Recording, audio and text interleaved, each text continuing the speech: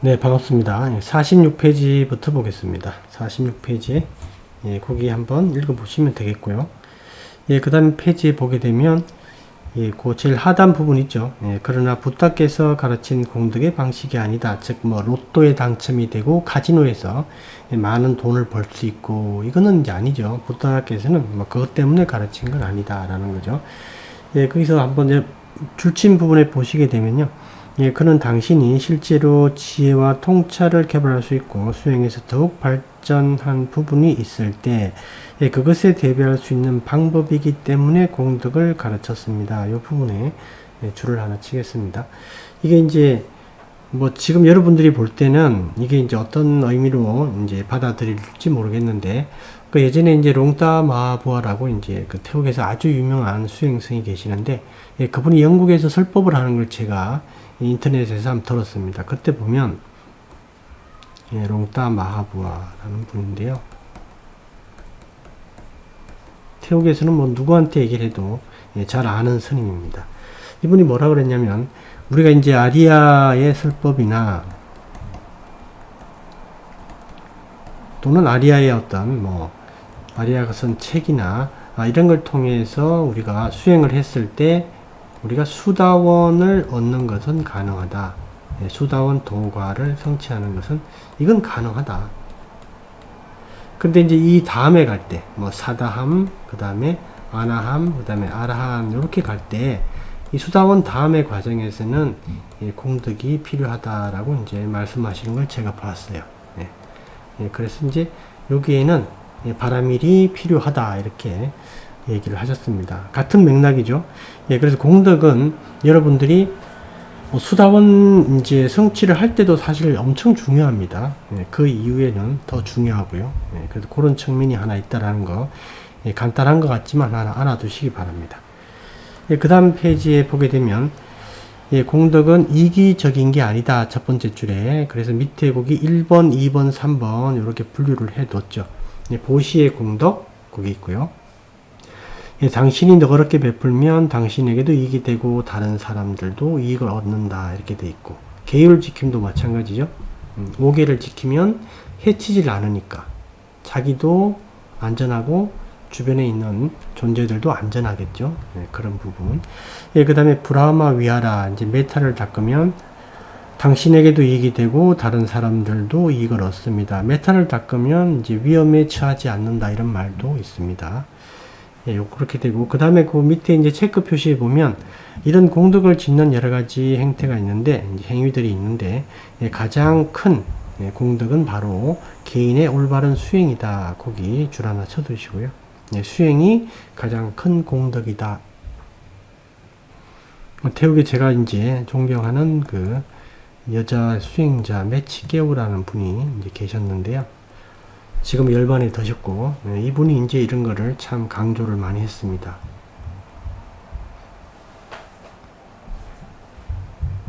아주 이제 너무 가난한 이제 지역에 태어나서 이제 자신이 쌓을 수 있는 공덕은 이제 수행이다라고 생각하시고 열심히 수행하신 분이죠. 네, 그런 부분이 있고요. 네, 그 다음에 이제 그 다음 페이지에 보면 49페이지입니다. 네, 거기. 두 번째 패러그래프에 보면 이제 부탁께서는 이제 보시, 그 다음에 세 가지 공덕을 모두 행할 것을 권했다. 그런 부분 하나 봐두세요. 메타, 그죠? 메타, 보시, 계율 지킴 이런 것들. 예, 그 다음 제일 아래 하단에 보게 되면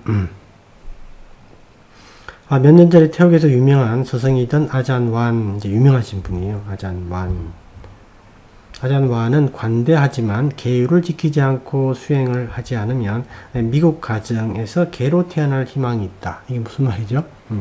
보시는 많이 했는데 이제 그 계율을 안 지키고 그 다음에 수행도 안 하고 이렇게 됐을 때는 보시의 공덕으로 이제 좋은 삶을 살 수 있는 동물로 태어난다. 그죠? 동물로. 태국의 이제 그 쿠바잔들, 수행성들은 이런 말을 여러 번 했어요. 그 다음에 이제 아찬 수진도 말씀하셨고, 인간은 대부분 동물로 태어난다.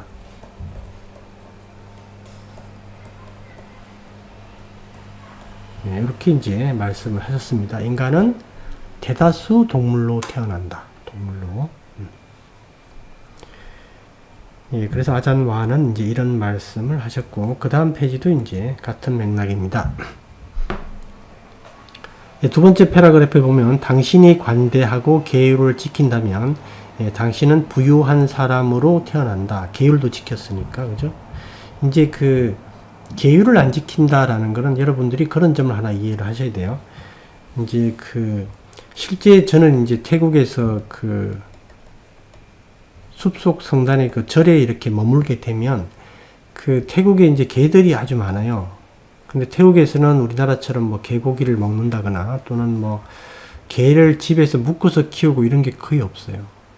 그래서 이제 주인이 있는 개도 간간히 있는데 대다수 주인이 없는 개가 많죠. 그러다 보니까 이제 개를 또 해치질 않으니까, 불교 국가다 보니까 뭐 개를 해치고 이런 게 없습니다. 해치지 않으니까 개들이 상당히 많아요. 그래서 이 개들이 절에도 들어오고 그 다음에 여러 가지 사고도 치고 그래요. 근데 이제 스님이나 사람들은 공격을 안 합니다. 사람들은 이제 공격을 잘 안 해요. 근데 외지인은 공격을 할 수가 있어요. 외지인들은. 스님 옷을 입고 있으면 절대 공격을 안 해요. 신기하게도.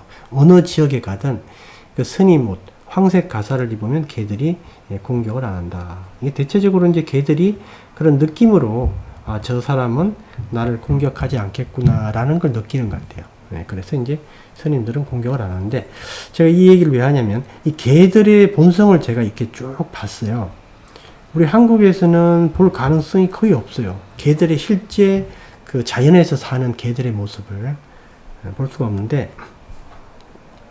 제가 개들을 보면서 딱 이제 몇 가지를 알았는데, 개들은 이 영역하고,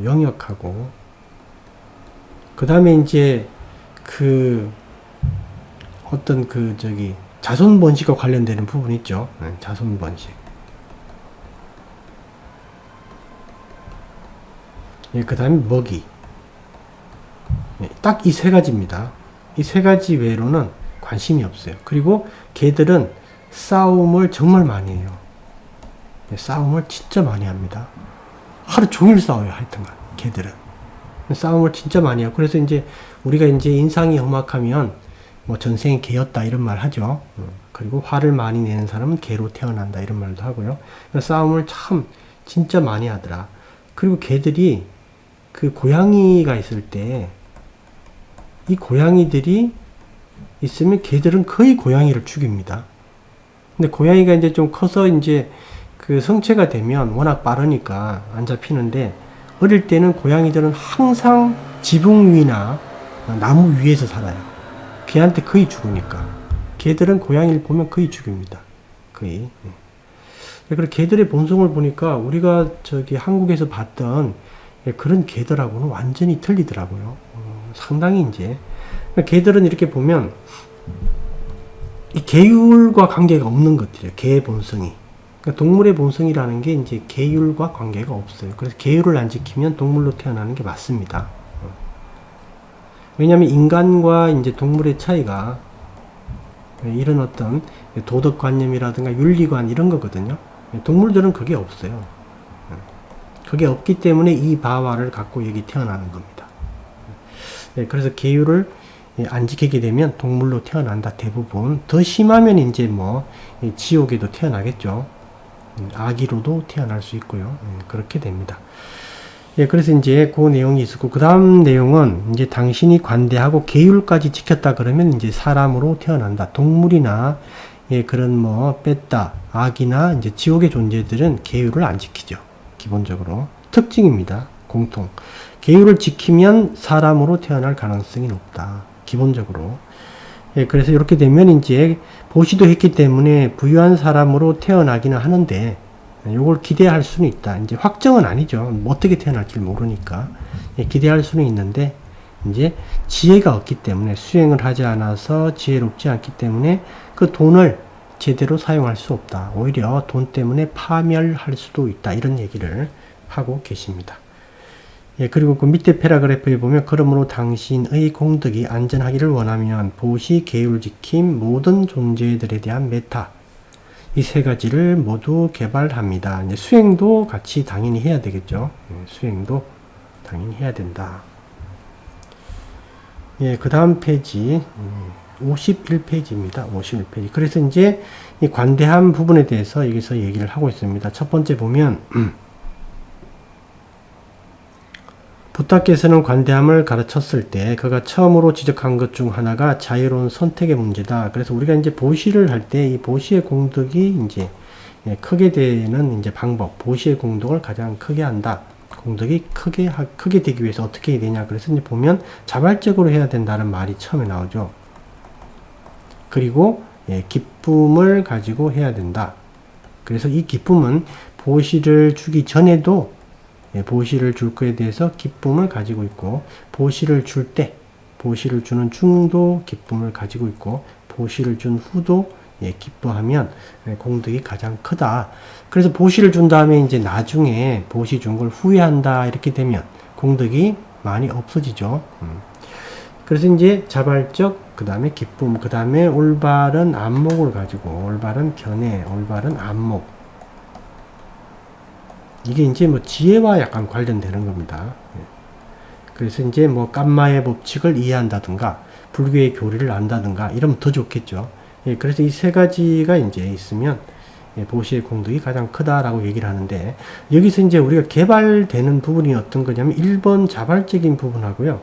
올바른 안목을 가지는 부분은 우리가 보시를 올바로 행했을 때 발전하고 개발될 수 있는 영역입니다.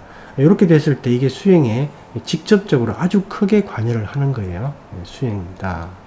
수행이며 수행에 도움이 되는 요소이다. 보시는 뭐 물질적인 보시도 있지만 정신적인 보시가 아주 중요합니다. 그런 부분을 한번 이제 기억하시고, 여기서 보면 이제 자유로운 선택의 문제를 부타께서 많이 강조했다라는 부분이 나오죠. 그게 바로 이제 이게 자발성 이런 문제입니다. 자발성.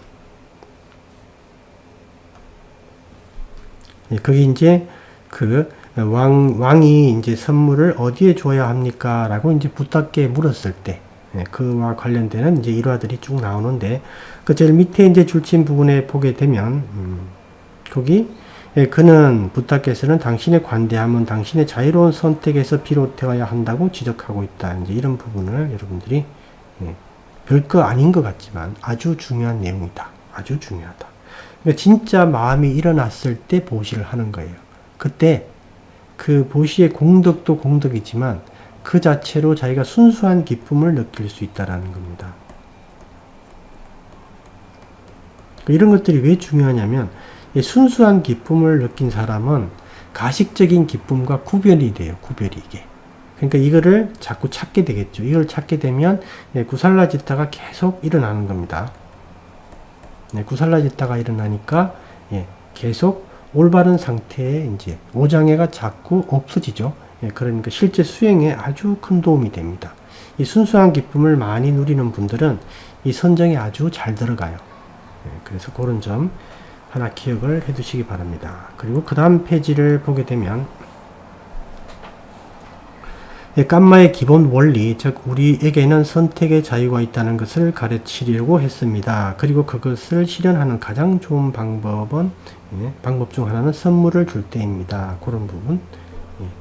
이게 이제 이 자유, 선택의 자유 문제. 그 다음에 이게 이제 말 그대로 스스로 아는 겁니다. 스스로 배운다. 스스로 알고 스스로 배운다. 이게 이제 우리 그 종단 단마유세 전통이기도 합니다.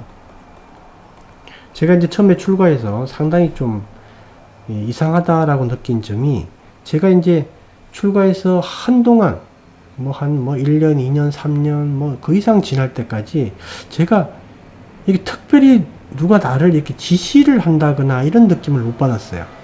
이걸 해라, 저걸 해라 이렇게 딱딱 지시를 한다거나, 또는 임무를 부여한다거나, 임무 부여. 이거를 다 끝내, 이걸 어떻게 네가 다 처리해, 이런 것들도 받아본 적이 없고요. 그 다음에 또 일을 잘못해가지고 꾸지람을 받아본 적도 없다. 그죠? 이것도 없다. 그래서 참 이해가 좀 안 됐어요. 사실은 나는 뭔가 지시를 하고 뭔가 가르쳐 줄 줄 알았는데 이런 게 전혀 없더라는 거예요. 그래서 제가 나중에 시간이 지난 다음에 제가 한 2년 정도 지난 다음에 제가 처음에 출가를 해서 1년 동안 얼마나 많은 잘못을 했는지 알았어요. 3년이 지나니까 또 2년 차 때 얼마나 문제를 내가 많이 야기했는지도 알았고. 그러니까 이제 이게 상당히 이제 우리나라 사람들이 입장에서 볼 때는 이게 이해가 안 되겠지만 이게 어떤 좋은 점이 있냐면 이게 스스로 알게 되는 거예요. 스스로 알게 되면 절대 잊어버리지 않고 진짜 자기께 됩니다. 그래서 태국 스님들은 기다려주는 거예요. 기다려주고 타인의 문제에 관여를 하지 않으려고 그래요. 왜냐면 어차피 그 깐마는 이 개인이 받으니까 관여를 하지 않으려고 한다. 그런 점도 있고요. 그래서 이제 스스로 배우게 하도록 절대 지시나 관리 감독을 거의 안 한다. 그리고 일을 시켜놓고도 관리 감독을 안 해요. 자기가 알아서 하는 겁니다. 자기가 힘들면 못 하는 거고 할 수 있으면 끝까지 하는 거고 그걸 가지고 그건 못 끝냈다 또는 끝냈다 이렇게 얘기를 하지 않는다. 이제 크게 계율을 벗어난다거나 상가의 어떤 그런 분열을 초래하는 막 그런 문제를 일으키지 않는다라면 절대로 지시나 임무를 부여한다거나 또는 뭐 구지람을 한다거나 이런 일이 없어요. 담마유선. 그래서 그 한 개인의 완전한 그 독자성을 인정을 해줍니다. 아무리 큰 스님이라 하더라도 그 어린 스님한테 지시를 안 해요. 진짜로. 그런 부분이 있다. 그래서 이제 거기 내용을 한번 읽어보시면 되겠습니다. 그 다음에 이제 6번에 보게 되면 이제 타니사로 스님의 경우에 이제 그런 부분이 이야기로 재밌는 이야기로 나오죠. 타니사로 스님의 첫 번째 진정한 선물은 무엇인가? 10살 때 이제 어머니에게 드린 달걀 불리기. 그런 내용이죠. 8번에 보면 이제 불리기 그림이 나오는데 제가 이게 정확하게 떠오르질 않아가지고 그래서 흰자하고 노란자를 분류해서 이제 빵을 굽거나 이제 빵을 만들거나 과자를 굽거나 하는데 이게 이제 유용할 것 같아서 본인이 알아서 자발적으로 순수한 마음으로 사서 드린 거죠. 그래서 이제 그런 내용들이 쭉 나오고요. 그 다음에 이제 그 밑에 패러그래프에 보게 되면, 그래서 부탁해서 하신 가르침의 교훈은 마음의 관대함을 진정으로 베풀 때 당신은 자신에게 자유에 대한 교훈을 가르치는 거다. 자기한테 자기가 가르치는 거다라는 거예요. 그래서 이런 점들을 여러분들이 잘 이해하셔야 됩니다. 우리가 이제 수행에서 중요한 부분이 어떤 노하우 같은 것도 아주 중요하죠. 근데 기본적인 거, 아주 기본적인 거. 이것도 노하우만큼 중요합니다. 그래서 이런 것들을 여러분들이 소홀히 하지 마시고 잘 기억해 두셔야 된다. 그 다음에 이제 10페이지에 보게 되면 그런 말들도 쭉 나오고 또, 그죠? 그래서 이런 일들이 있었는데, 그러니까 이제 비쿠는, 부타께서는 비쿠들에게 뭐라 그랬냐면, 제가자들한테 보시를 요구를 해서도 안 되고요. 그 다음에 누구에게 주라. 누구에게 주라. 이렇게 이제 청원을 해서도 안 된다. 관여하지 말아야 된다. 그래서 만약에 물어본다면, 당신이 주고 싶은데, 당신 생각에 그 보시물을 잘 사용할 수 있는데 필요한데 줘라. 이렇게 얘기를 해야 된다라는 겁니다. 저도 이 부분을 보고 많이 이제 배웠어요. 그래서 이제 이런 점들도 사소하지만은 꼭 기억을 해 두셔야 된다. 제가자분들도 마찬가지예요. 기억을 해 두셔야 된다. 그 다음에 이제 그 다음 페이지 56페이지죠. 부타께서는 비쿠들에게 물건을 요구하지 말아야 하고 심지어 사람에게 주도록 영향을 미쳐서는 안 된다. 그 내용이 지금 나옵니다. 물건을 요구하지 말아야 돼요. 이건 계율에도 나오죠. 이제 자기 가족들한테는 요구할 수 있는 어떤 부분들이 있는데 타인에게는 요구를 해서는 안 돼요. 그래서 이제 담마유선 이 부분을 아주 좀 엄격하게 지키는데, 담마유선 주로 이제 그 숲하고 산의 절이 있다 보니까, 근데 태국은 숲하고 산이라 그래도 우리 개념의 숲과 산이 아닙니다. 태국은 이제 그 치앙마이나 치앙라이, 매홍손 이제 북부 지역이 아니면 다 평지예요. 예, 그래서 저는 우리 절에 처음에 갈 때 오지라고 그래가지고 나는 뭐 어디 산으로 가서 막 이렇게 꾸불꾸불한 길을 갈 줄 알았는데 평지를 계속 가다 여기라고 그러더라고요. 여기 내려라라고. 그래서 이게 왜 오지인가 했더만 이 태국은 다 평지라 가지고 오지가 평지에 있어요. 오지가. 그래서 이제 숲과 산이다 해도 우리나라 관점에서 보게 되면 아주 그냥 나지막한 언덕 같고 그 다음에 평지 같은데 오지예요. 실제로는. 그러니까 저희 이제 절은 반은 숲이고 반은 산인데 이제 밖에서 보면 이제 안에서 이렇게 생활하다 보면 산 같은 느낌이 안 드는데 밖에서 멀리서 보면 조금 이제 언덕 같은 야트막한 어떤 그런 지역입니다. 근데 여기서 이제 우리들은 이제 보면 제가자들한테 요구를 하지 않는다. 근데 제가자들이 요청하는 경우가 있어요. 요청. 이럴 때는 이제 요청을 하게 해주면 이제 응한다. 요청을 해야지 응한다라는 거죠. 그리고 이제 어떤 단마유 스님들은 어떤 의무가 있냐면 제가자들한테 먼저 이렇게 알아서 해주고 이러지는 않는데 제가자들이 단마를 요청한다거나 이제 가르침을 요청하면 자기가 아는 한도에서는 최선을 다해서 알려줘야 될 의무가 있어요. 우리가 이제 숲과 산에 있어가지고 그런 걸 안 할 것 같은데 우리가 포교 같은 건 안 하는데 누가 와서 물어보면 철저하게 대답을 잘 해줍니다. 그리고 거기서 수행할 수 있는 어떤 여건도 가능하면 마련도 해주고요. 그런 건 아주 좋아요. 근데 먼저 하지는 않는다. 먼저 포교를 한다거나, 먼저 가르쳐 준다거나, 먼저 이렇게 뭐 알아서 이렇게 지시를 한다거나 이런 것들은 거의 없다라는 점을 한번 기억을 해 주셔야 됩니다. 네, 그 다음 페이지를 보게 되면 이제 그런 내용들이 또 나오죠. 동물들조차도 보시를 요구를 하면 싫어한다. 이제 그런 일화가 나오는 내용입니다. 그래서 이제 이렇게 여기까지 보고요. 잠시 있다가 또 다음 진도를 나가도록 하겠습니다.